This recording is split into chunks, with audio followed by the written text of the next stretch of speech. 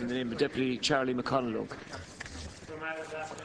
Minister, question 1 is to ask you, with regard to the ruling by the European Court of Human Rights in the case of Louise O'Keeffe, if you will commit to making compensation packages available to victims of abuse who were abused prior to complaints being made against the perpetrator, if you, Minister, will commit to ensuring that those who had dropped their cases against your department on the advice of the State Claims Agency and advice of the ECHR ruling will also be included in the Government's compensation scheme, and if you will remove the payment cap on the scheme to ensure any award reflects the individual circumstances of the victim. Thank you. Minister.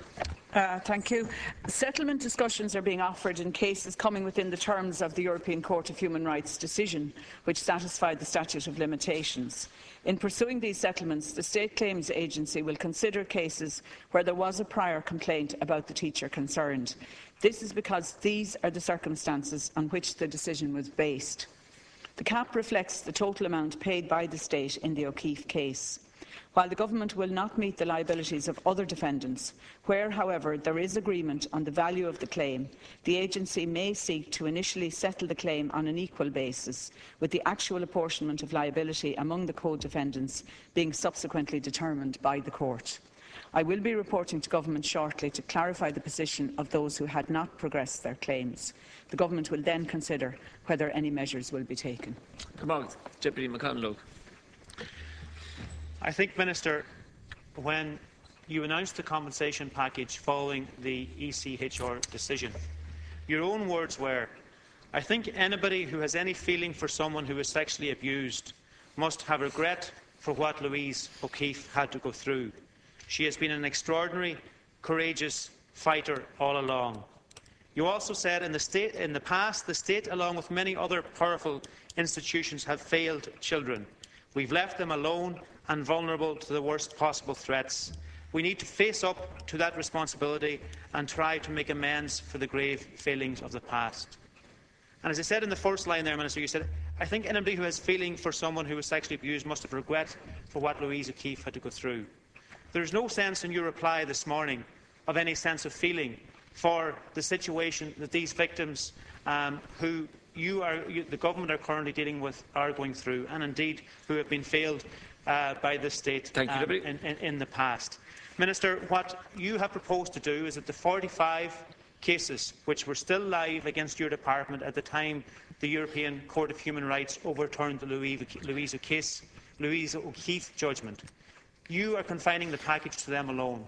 There was another 90 cases, Minister, which your department followed, 90 victims who dropped their case against your department because your department emphasised to them that you were going to be pursuing them for costs. Thank you. I'll go back to the You are now not including them in the compensation package, nor indeed giving any indication that you will and accept your responsibility towards those, Minister. Thank you. I'll call the Minister. Can you give an assurance this morning that you will indeed do that and live up to your responsibility and indeed ensure that we don't continue to fail victims who were unfortunately failed by us? Come on, Minister.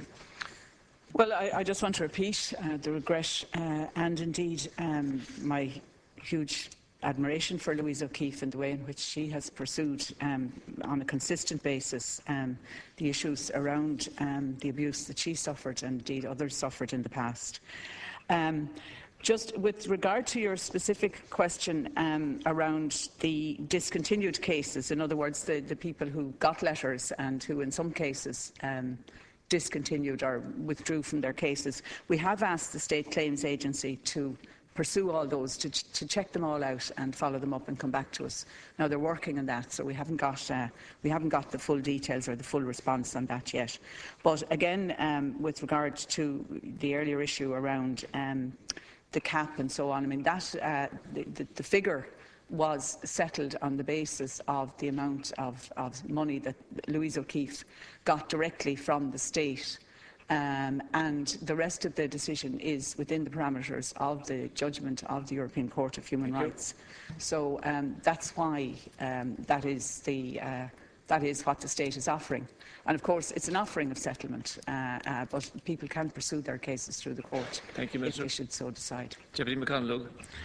I think, Minister, it's clear that after fighting Louise O'Keeffe, in the High Court, and indeed in the Supreme Court, and indeed at the European Court of Human Rights, and her, at the very end, having actually overturned previous decisions after the Department fighting her and the other victims all the way. It is clear that your approach now is to do the absolute minimum to cover yourself and the Department in relation to this. What's not at the centre of your approach here is actually accepting the hurt and damage that many of these victims experienced as a result of their abuse and trying to address that. You are still taking a legal, minimalist approach to the victims who, unfortunately, were failed here. In Louise O'Keeffe's own words, in response to your department's decision to only offer the compensation package to the 45 cases where the victims continued with them despite threats of being pursued for legal action. Thank you. Her response, Minister, to that, to you was, it's a shocking discrimination, and it's like I told the Minister, she is giving a settlement to one and she is telling the other to go to hell.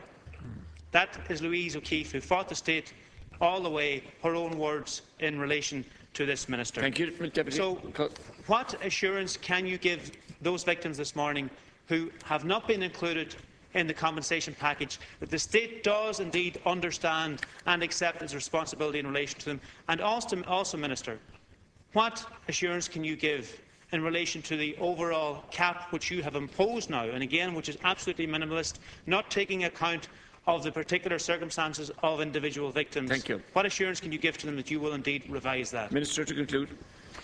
Well, again, with regard to the cap, I mean, again, that figure was arrived at by measuring the amount of money that was awarded to Louise O'Keeffe directly by the state. So that's why that figure is there, and you know that is, in my view, and in the view of the state, that is a fair offering in the context of the judgment of the European Court.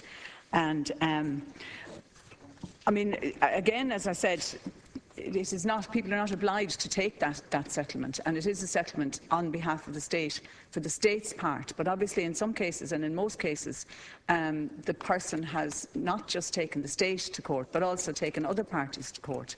And I'm sure you would agree with me, Deputy, maybe you wouldn't, that the state should not take on the obligations of the other parties that are being taken to court by people who suffered abuse in schools. But yet, certainly the state does take its own responsibility very seriously, and that's why we're making this what I consider to be a fair offering.